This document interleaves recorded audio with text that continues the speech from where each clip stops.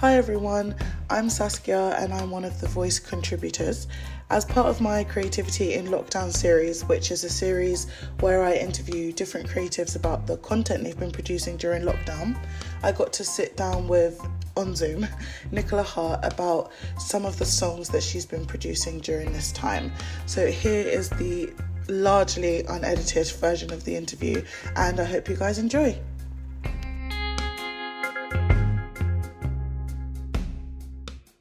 Okay, so first question is, tell me a little bit about yourself and your creative background.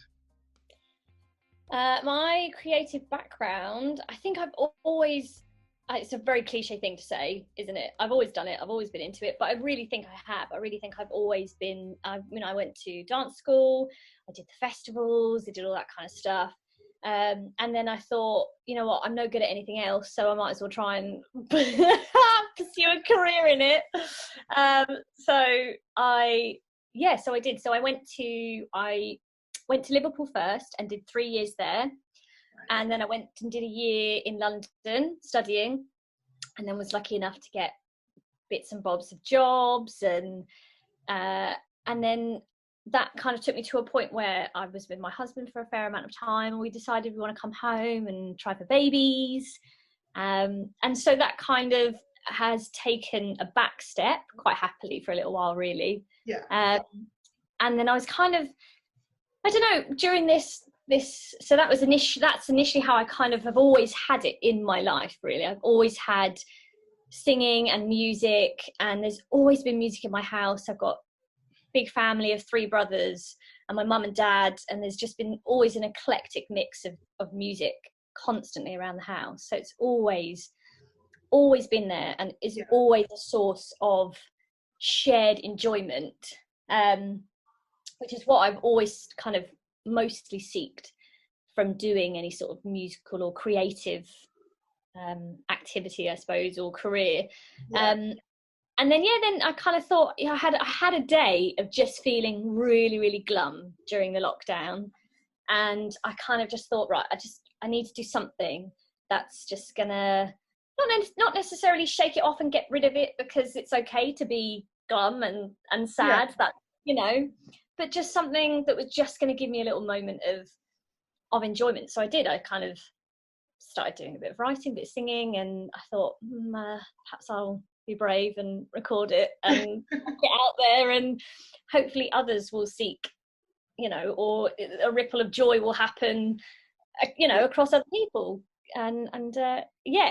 So I've always loved singing. I think anything creative is key in people to have an outlet.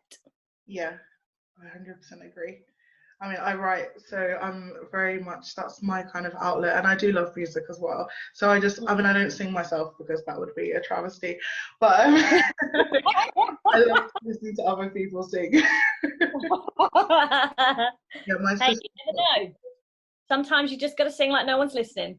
I mean, yeah, I do that, and I'm sure my mum and sister would, tell you that for sure. I have no shame. Not on camera.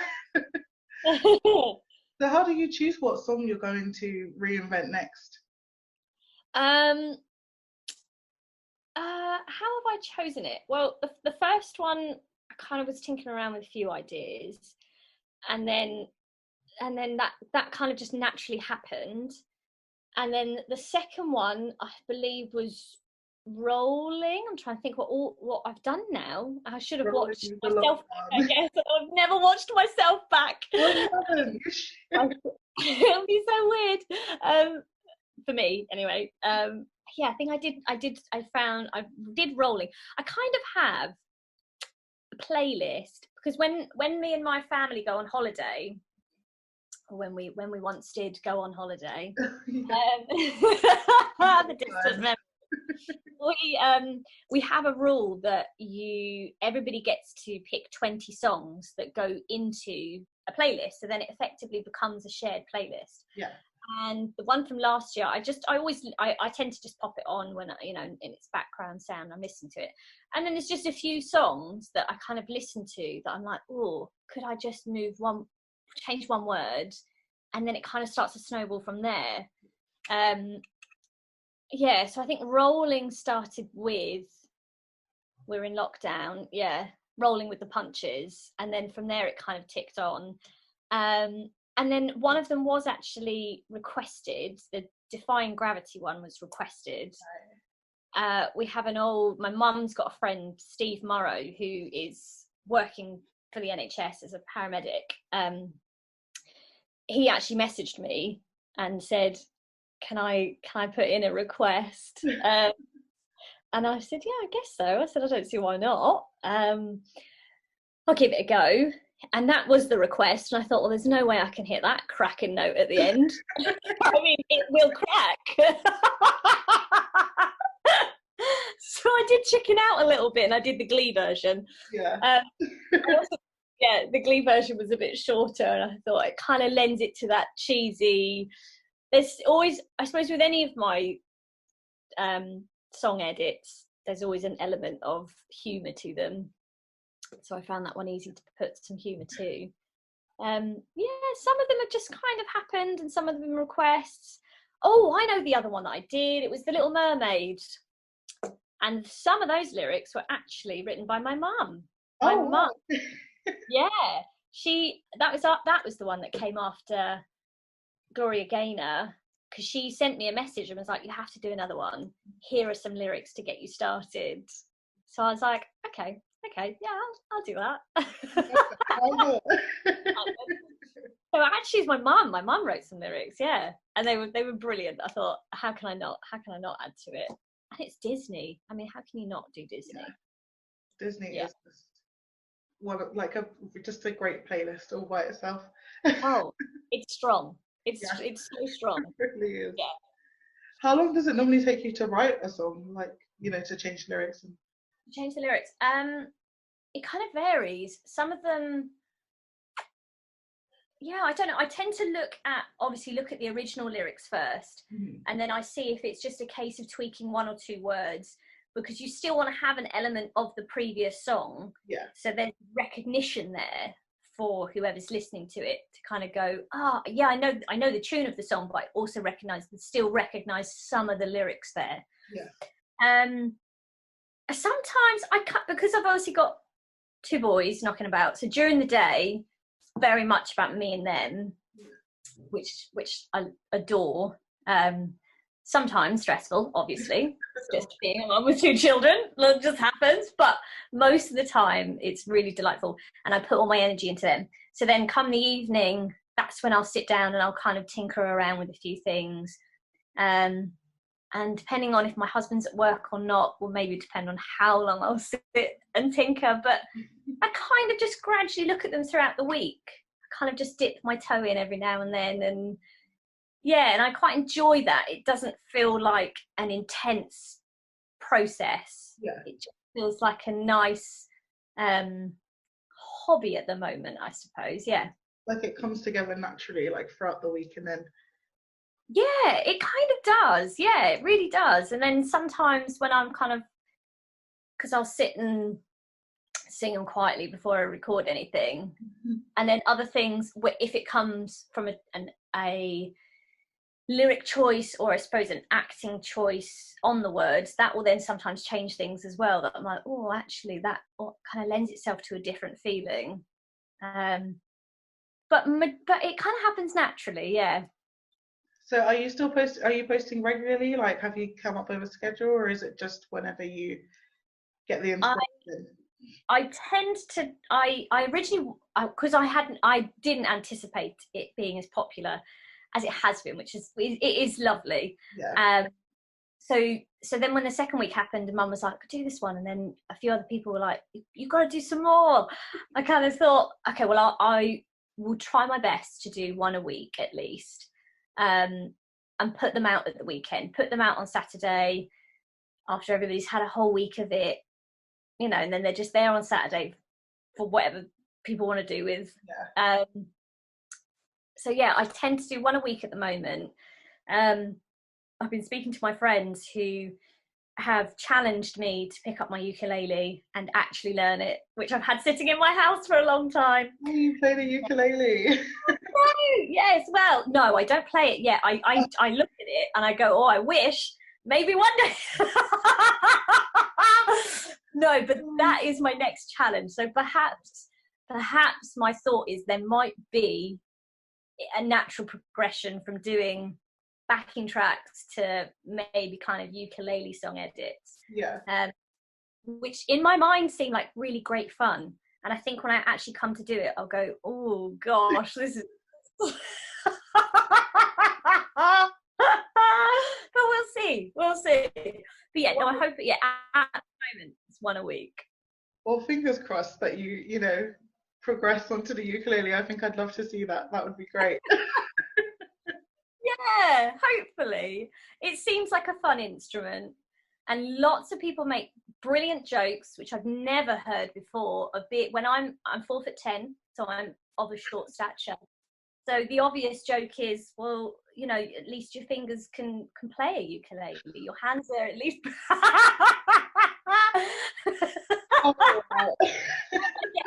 Yeah, just about. These tiny hands are just about big enough for a ukulele. How long has it been sitting there? Pardon? How long has the ukulele been sitting there? Oh, it's probably been there for about a year. About a year, I know, maybe a bit more. I got it for a birthday and I really wanted it, and I was really ambitious at the time of, yeah, this is what I'm really going to enjoy learning an instrument. And then I think it just freaked me out, the actual reality of it. Once I had it, it's like, oh, it makes noise. Yeah, I have to make the noise with it. So yeah, it's a real like timing thing as well. And yeah, it's really skillful, the strumming skill, and yeah, but it seems like a really fun, playful instrument. So yeah, fingers crossed I will get a little bit more adventurous. I will wait the video to see. So how do you sorry, what? No, go on. Oh, I was just gonna say, how do you stay motivated? Because you know, a lot of creative people, like especially during this time, they wake up a little bit deflated because, you know. But so, how do you stay motivated to keep creating content? That is super tough, because I think a lot of the time, and maybe not, maybe this is, I don't know, maybe it will sound however people want to think it sounds, but I think sometimes people think doing something creative doesn't hold as much value, and that's why they perhaps get deflated or depressed about it, because they feel maybe selfish doing it. Perhaps they feel like, oh, I'm only doing this because it serves me in that moment. And actually that I think that is so key, so important, just as important as going for a jog or doing yoga or whatever you might find you want to do for that half an hour of mental well-being. Having that half an hour doing something creative, I just think is so key to look at it in a different way, to value it differently, to not value it as a selfish indulgence, but value it as something important and precious to keep you motivated. And yeah, I think it is tough though. It is really, really tough, because a lot of the time you sometimes do something creative in the hope that it will serve others.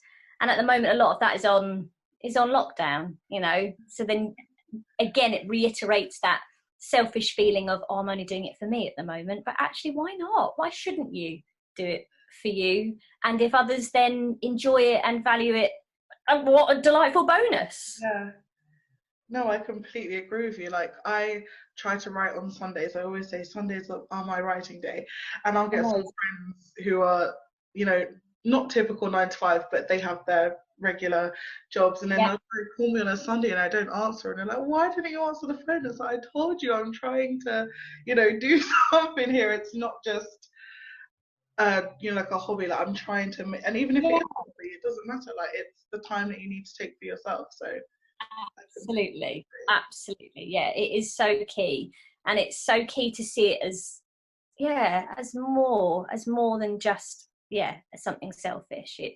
It's important for your mental health, and therefore if you feel more mentally satisfied, you're only in turn going to hopefully make others feel satisfied, because you're going to be in a better place.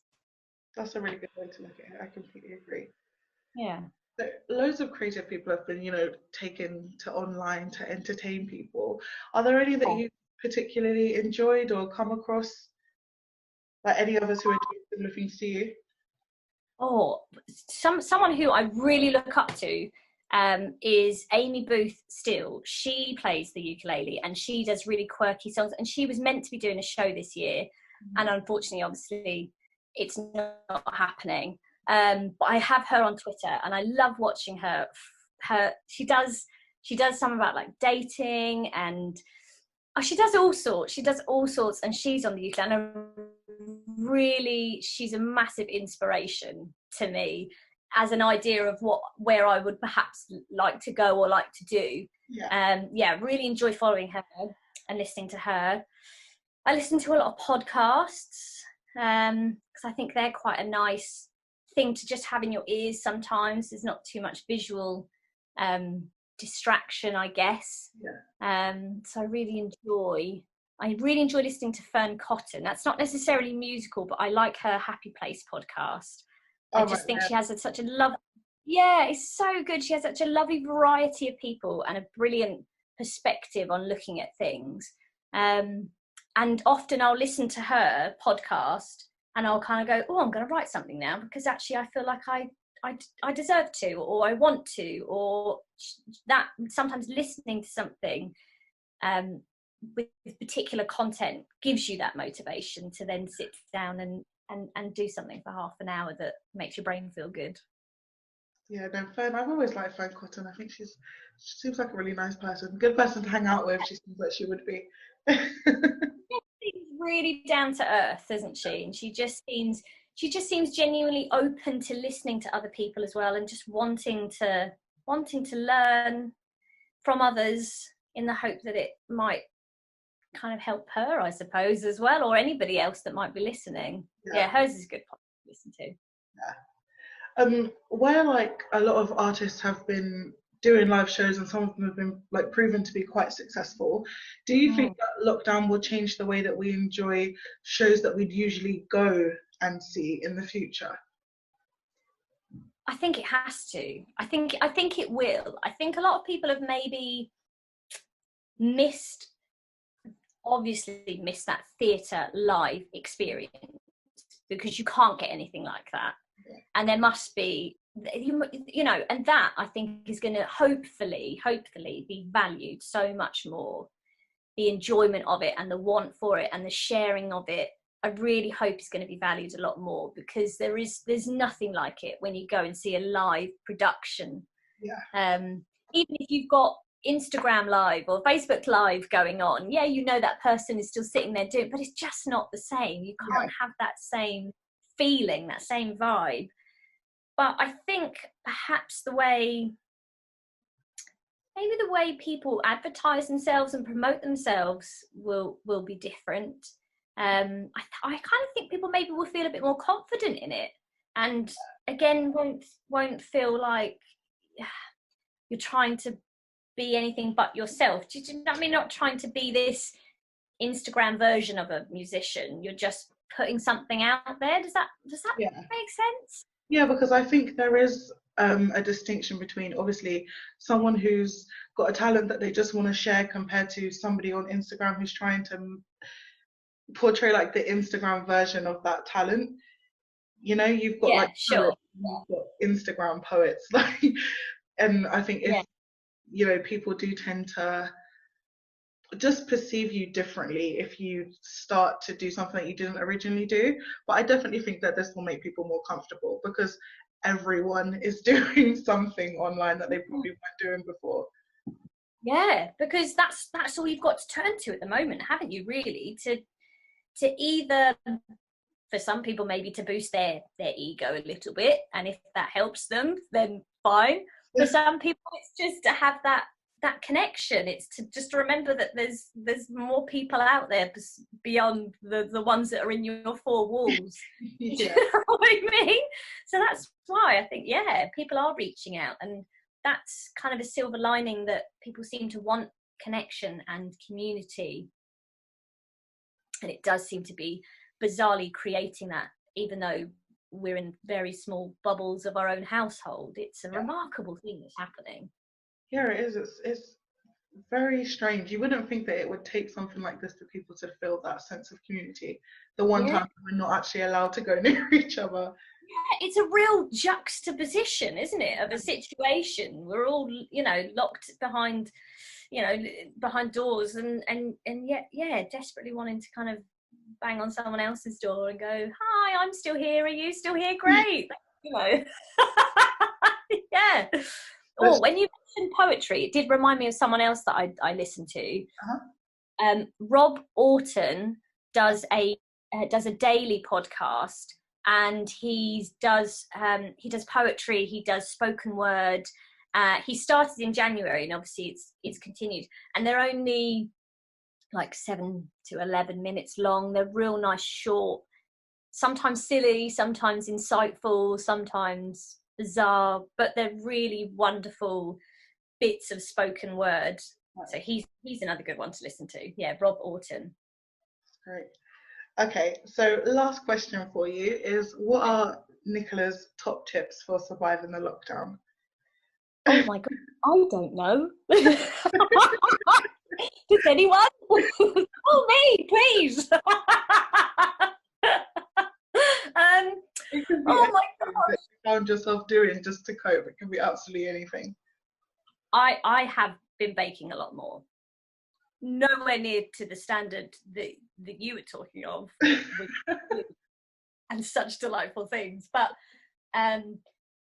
yeah, I have been baking a lot more, which is delightful. Yeah. Especially because the reward afterwards is that you get cake. So of course, that is a win. No reward. Which is great. Every day I FaceTime or I screen time with someone in my family, because they mean the absolute world to me, and I'm sure for everybody that's a huge struggle to just not have that contact, that cuddle, that look, that chat, that, you know. So every day I have, just even if it's just a 10 minutes of, hi, what have you done? Nothing. Me neither. Oh well. Just that. It's just something. So yeah, I always try and just tap into making a connection. A thing I have started doing with my little boy Benjamin, who at 4.5, as far as he is concerned, the world is a bit poorly, and that's why we can't go into people's houses, because we're such a family unit, and my mum and dad live close by. My husband's mum and dad see them every week. You know, there's huge connections, and so that's how he needs to understand it. And he's getting to a point now where he just kind of wants to make noise. So every day I say, right, okay, this is our time for making noise, like mega noise. What shall we do today to make mega noise? Today we made a drum kit out of all the old like Tupperware boxes. Oh wow. And that was our time to just make some noise, just shout a bit, or whatever might just kind of come, because sometimes that's all you need to do, is just explode with something. A bit like when you watch a film that makes you cry, and you're like, yeah, I just needed to have a good cry and now I feel better. You know, it's a bit like that. Watch lots of Netflix things in the evenings. I mean, some people can during the day. I'm not saying specifically the evening. Where would get the outside if you can, even if it's into the garden, because that is so key. Again, just having that little bit of, you know, like they're saying, take a walk once a day, and I do think that's important. I think that was important before, really. You know, to just get outside, just to have a bit of fresh air, and just accept, I suppose, sometimes just accept that if you're having a drab day, kind of go with it. If you're having a good day, go with it. You know, don't fight things, just try to find calm or find joy or whatever feels right for that day, and and acknowledge it and trust it, I suppose. Trust is a big thing. I don't think I've reached 10, but I don't know. I can't think of any.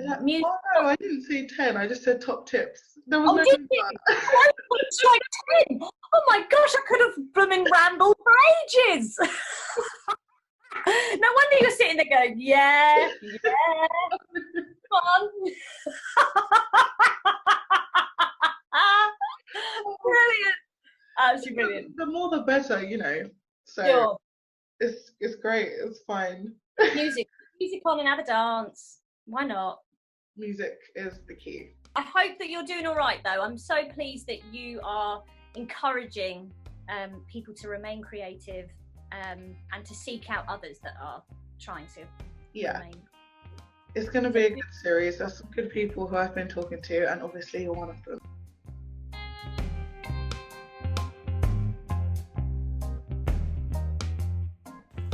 Thank you guys so much for listening to the interview on the Voice podcast. I really hope you enjoyed it, and keep a lookout for some of the other podcasts that Voice is doing. There's a lot of great conversations and just entertaining people who are going to be featured on it. You can find Nicola Hart on Instagram at nikki.bh. You can find my Instagram is at sincerely Saskia, where I'll be posting the rest of the interviews that I do, and also follow Voice Mag UK and voice.extra. Stay safe.